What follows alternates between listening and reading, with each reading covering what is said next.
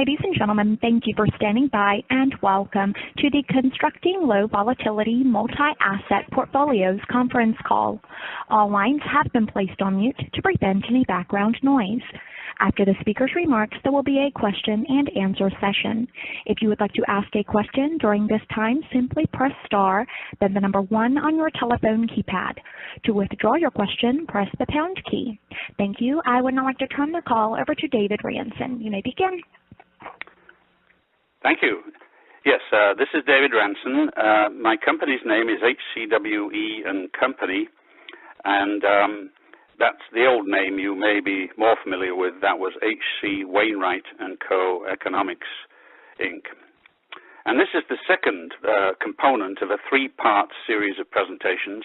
I hope some of you were able to attend or participate in the first set, the first segment, a month ago on January 5th. This is the second part. The first part was called The Economy's Impact on Asset Allocation. The second part is Constructing Low Volatility Multi-Asset Portfolios.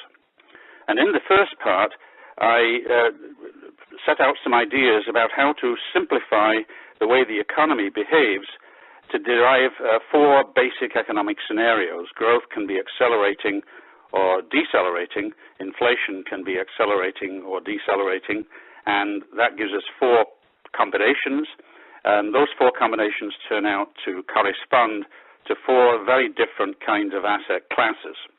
And indeed, the correspondence is quite close to well-known asset classes. Domestic stocks do very well when inflation is decelerating and growth is accelerating, for example. And the other asset classes we found were bonds, that is domestic bonds, particularly high-grade bonds, that is, commodities or other hard assets, including a very broad definition of the word hard. It includes assets located outside the U.S. currency zone, so that would be foreign assets as well. And the 4th asset is gold. The third episode or third component of the series will be about tactical asset allocation, because it turns out that the financial market signals that give early warning of the economy's growth and inflation, accelerating or decelerating, are also signals that provide early warning of the performance of asset classes. And that predictive power produces an application to tactical asset allocation, and that will be the subject of the third segment, which will be in a month's time. I believe that is on March the 2nd. So the current presentation is about low volatility multi-asset portfolios. Not tactical asset allocation, but the very opposite, passive or strategic asset allocation. I'd like to turn now to the first slide where I have some thoughts about this subject.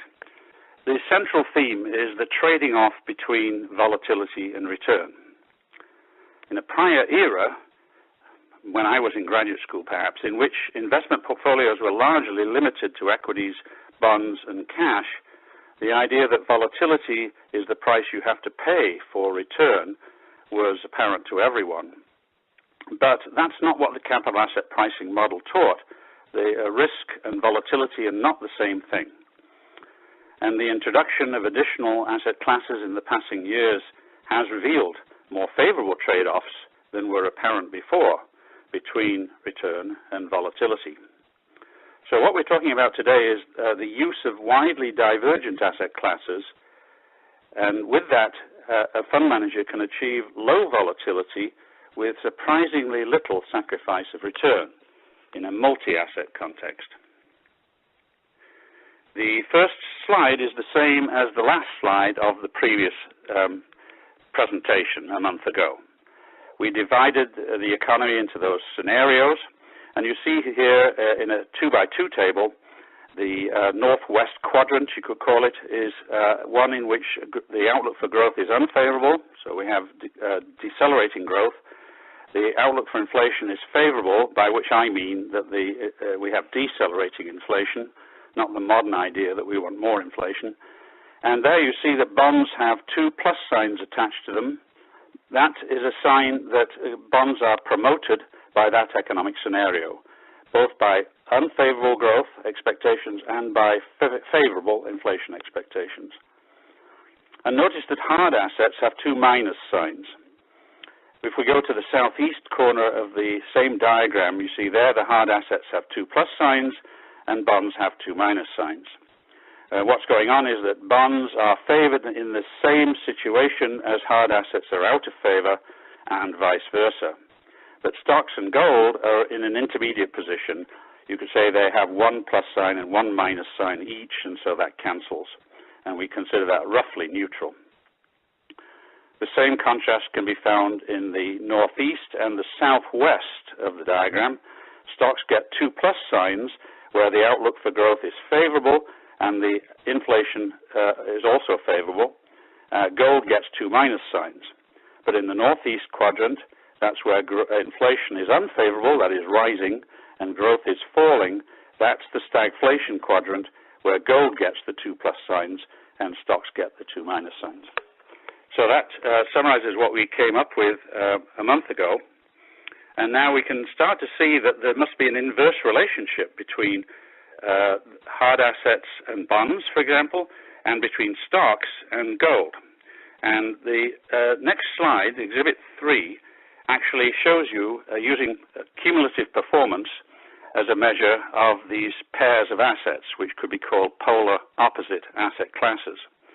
You see there that stocks and gold in the left panel end up roughly in the same place over long periods of time. They produce not very different returns, but that doesn't mean to say they're positively correlated.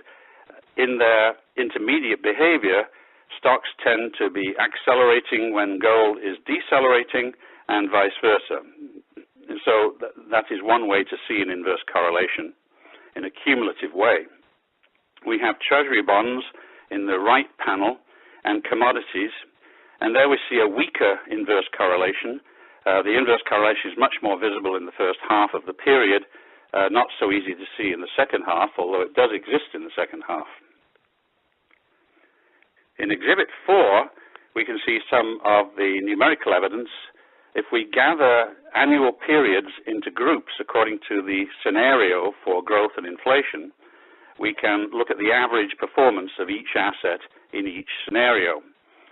Here, in the left pair of bars, Exhibit 4, both the growth and inflation are above average or moving up.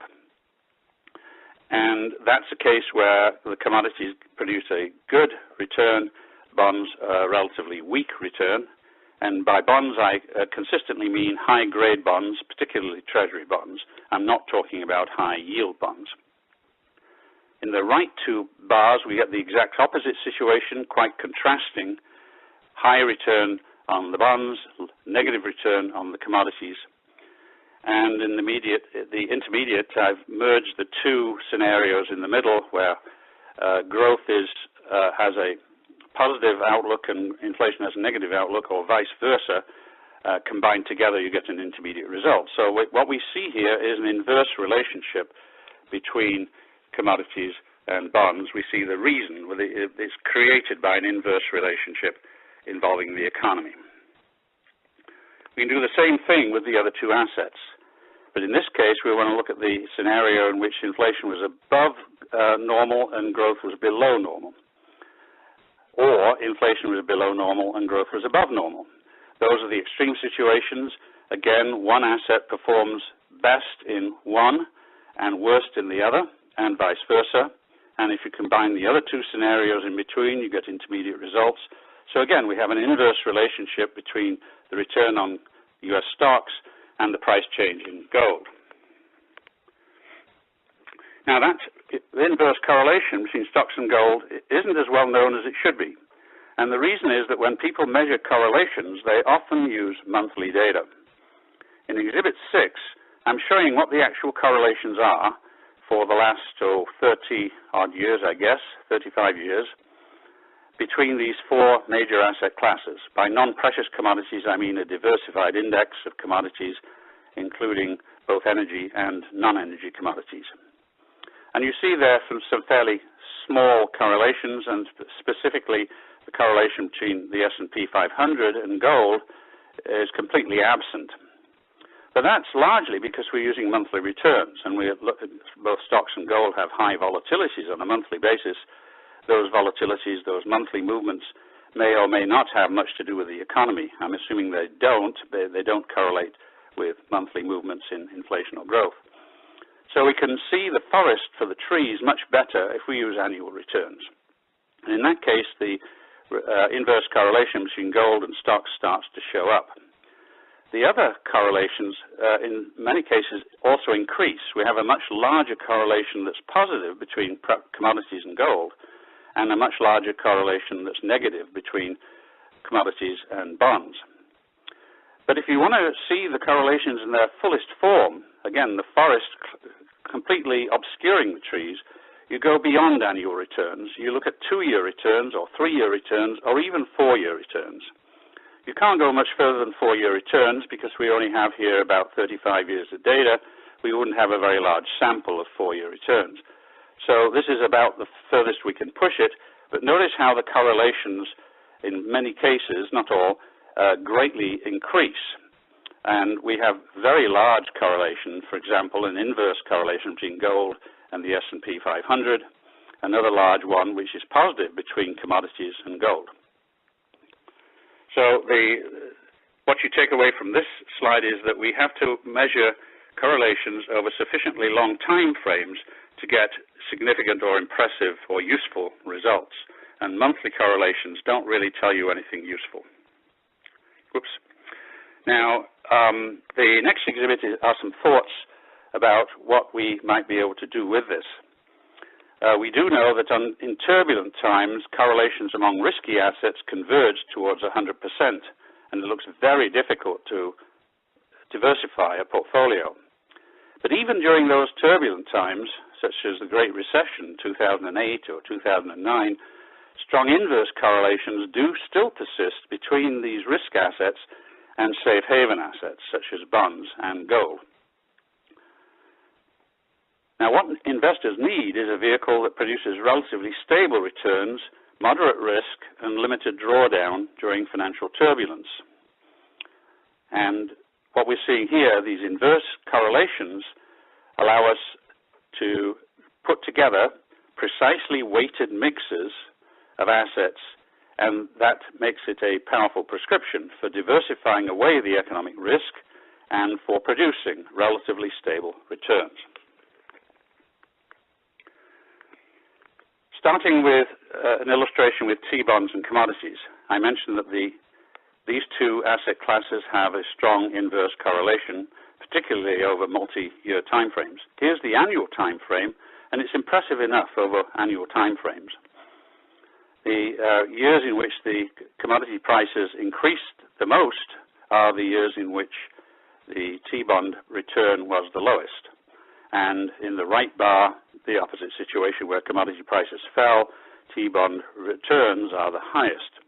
So we see a very nice inverse correlation. We've done a lot of aggregation across time, across data, and across assets here, but it's a good correlation and a powerful source for diversification.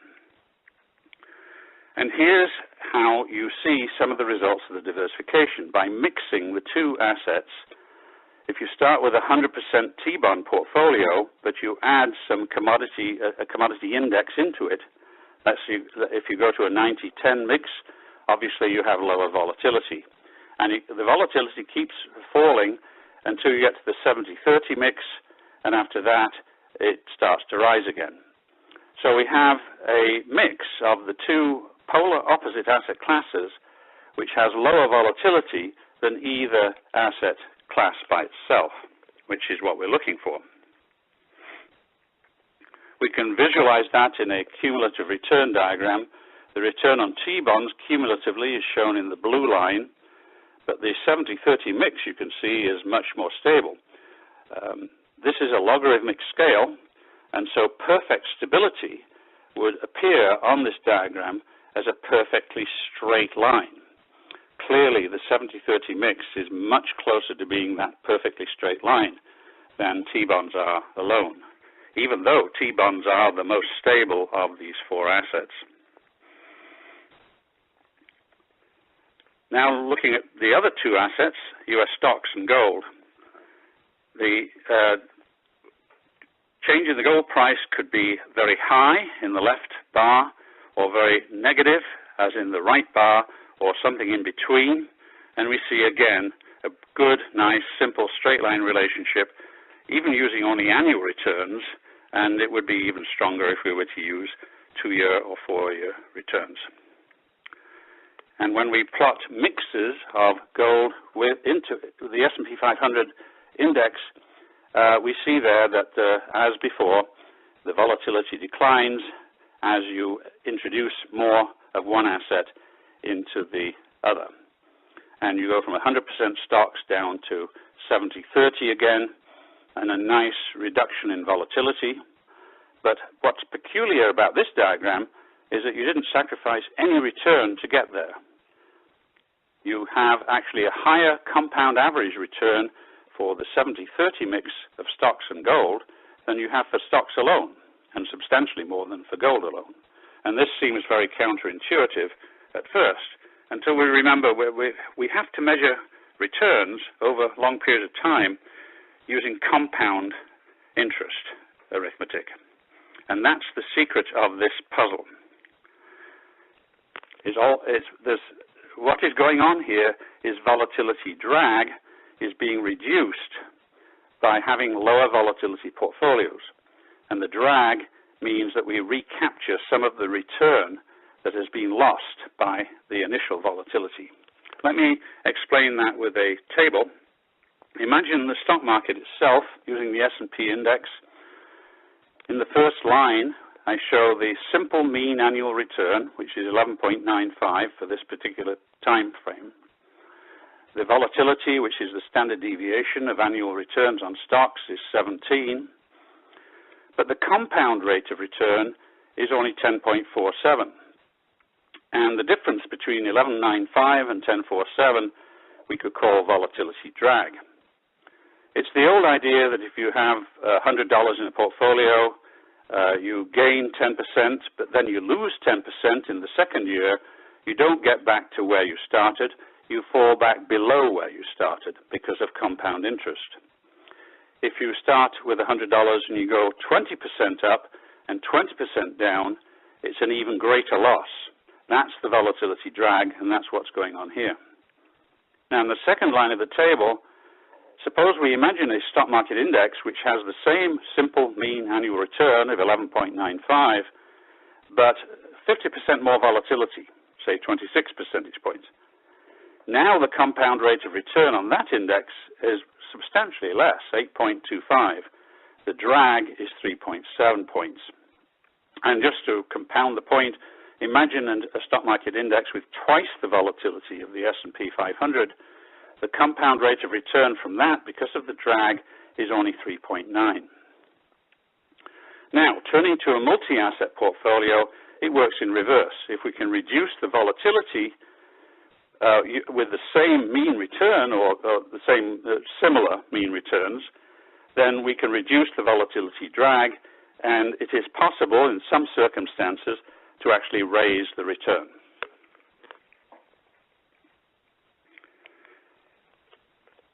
Now, volatility per se is not what investment managers are most concerned about, and I have many slides of which I can only show you one here to divide the downside risk from the upside risk. And what I do there is to take the distribution of returns, split it into two halves around the mean, and look only at the lower half. And I measure the volatility of that lower half of the distribution. So I'm just looking at the downside volatility and ignoring the upside.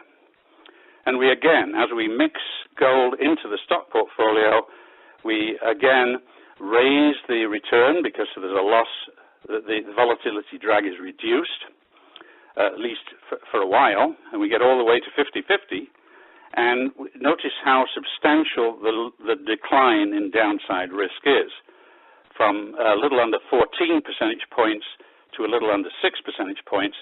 That's something like not quite 2/3 of a reduction in the downside volatility.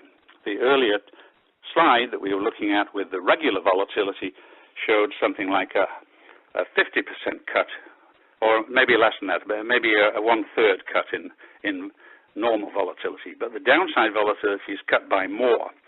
And that is an interesting discovery, not obvious, but it adds strongly to the argument for using multi-asset portfolios to reduce the volatility, especially therefore here on the downside.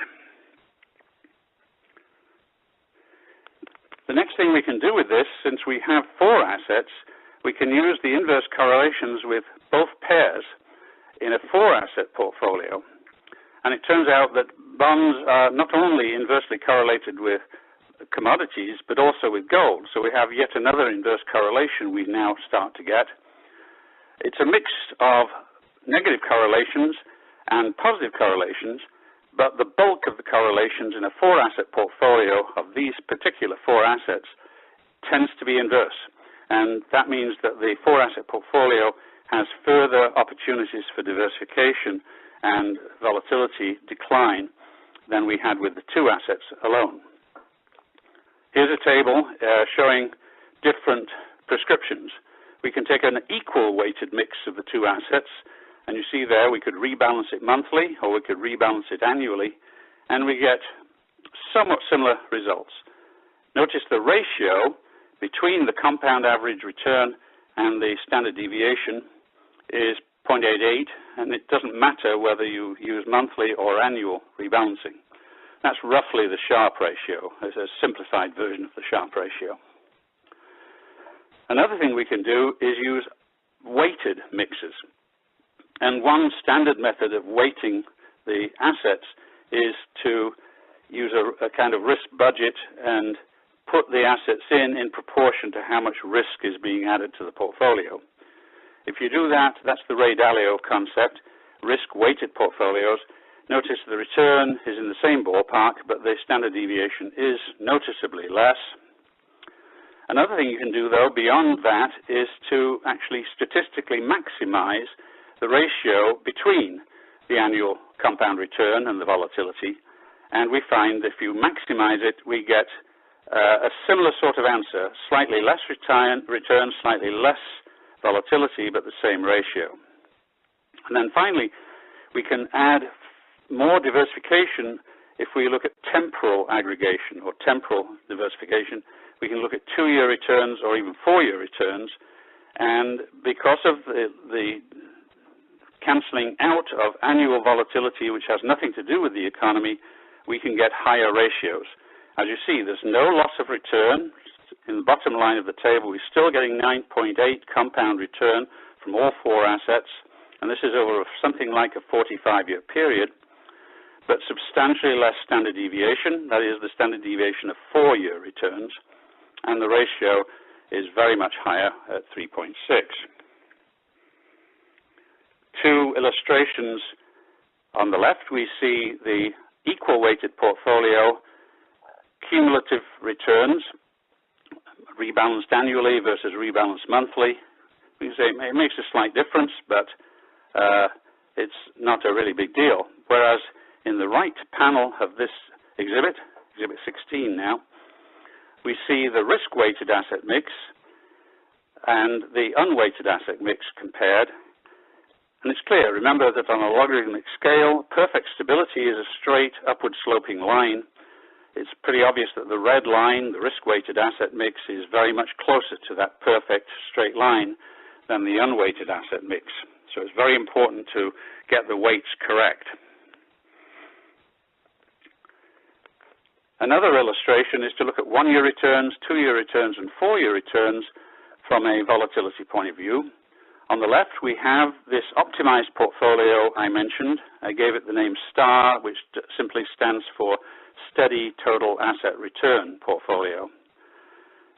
And you see there the 1-year returns, the 2-year returns, and the 4-year returns. Even this rather well-diversified mix still produces annual returns that are occasionally below 0. But there are no periods in this 40-odd year history in which the 2-year return gets even very close to 0. Well, I'm sorry, it does get a little close to 0, but that's the blue line. The black line never gets close to 0. That's the 4-year returns. And so we see there over substantially longer periods how much more stability we can get from the same design. Now, this is more than you can get from regular diversification over time. If we look at the stock market, where we get a lot of negative returns which are quite large, in the right panel you can see the 2-year returns are often negative as well, and even the 4-year returns can be negative, and they tend to be persistent, which makes them really more dangerous or more undesirable. So temporal aggregation, going from 1-year to 2-year to 4-year measurements, doesn't help you an awful lot with the stock market, but it makes a huge difference to something with a 4-asset mix that is already well diversified. It adds further diversification in the time dimension. And in my final slide, I show the 4-year returns on this optimized asset mix, the star portfolio, so-called, showing the 4-year returns, and then comparing that with cash. Now, cash, of course, has no monthly volatility to speak of at all, but it does have volatility over longer periods of time, which become evident when we look at the cumulative return. Not only that, but cash, of course, is subject to financial repression, quantitative easing, extreme monetary policies, and so forth. So we see here no return on cash recently and variability in the return on cash over the whole 40-year period. But it's interesting that the almost straight line we get for the optimized asset mix does not seem to be vulnerable to the financial repression and has carried on at something like the same slope in the last decade that it was already on in the 1970s and in between. That is my final slide. Please write to me at d.ranson@hcwe.com if you'd like the presentation itself or any related material. There are many research reports substantiating the charts and including the charts that I've used and explaining them and so forth. They're all available to anyone who's interested. And I will stop there to see if anyone has a question they'd like to ask.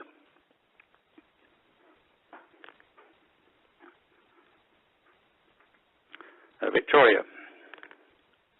Yes, to ask an audio question, simply press *1. Again, that is *1 to ask a question.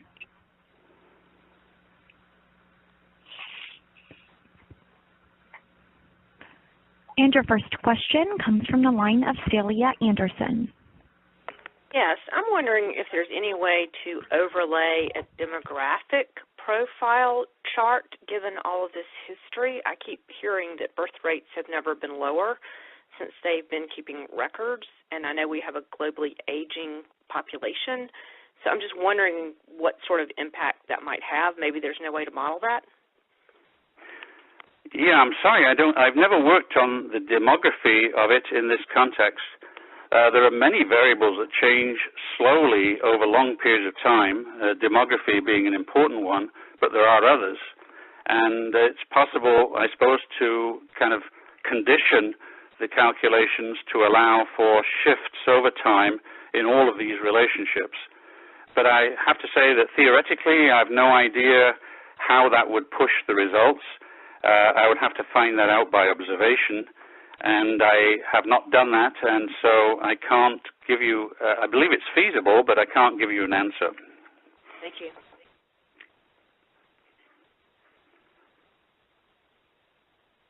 And again, that is *1 to ask a question.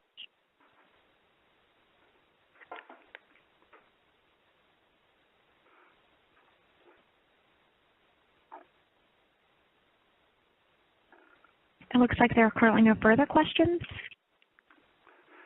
That's fine. Well, thank you, and I look forward to returning a month from now with another. I'm sorry, you did Yes? have a person come into queue. Would you like to take that question? Of course. Okay. Your next question comes from the line of Curtis Kimball. You investigated how this correlates with private equity investments? A little bit. Private equity has a very high correlation with the S&P 500. There's no question that I would place private equity in the same category in this 2x2 table relating to the economy. So in any circumstance where the equity market is favored by the economic circumstances that affect the other asset classes, they would be favorable for private equity as well.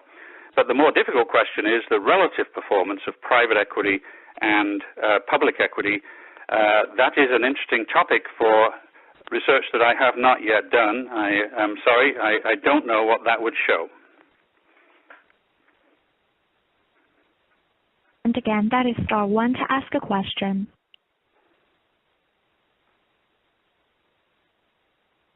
Okay, it looks like there are currently no further questions.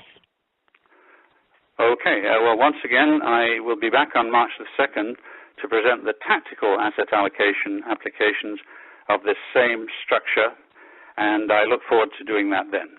And thank you for listening. Again, thank you for your participation. This concludes today's call. You may now disconnect.